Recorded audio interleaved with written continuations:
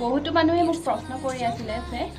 মোৰ হাতটো জিনজিনাই থাকে মানে যোনটো ডিঙিৰ পৰা আঙুলি মূৰলৈকে হয় যদি আপোনাৰো আছে এই প্ৰব্লেমটো তেতিয়াহ'লে এইটো নাৰ্ভৰ প্ৰব্লেম হ'ব পাৰে যদি আমাৰ মিডিয়ান আৰু আলনাৰ নাৰ্ভডাল কম্প্ৰেছ হৈ থাকে তেতিয়াহ'লে আমাৰ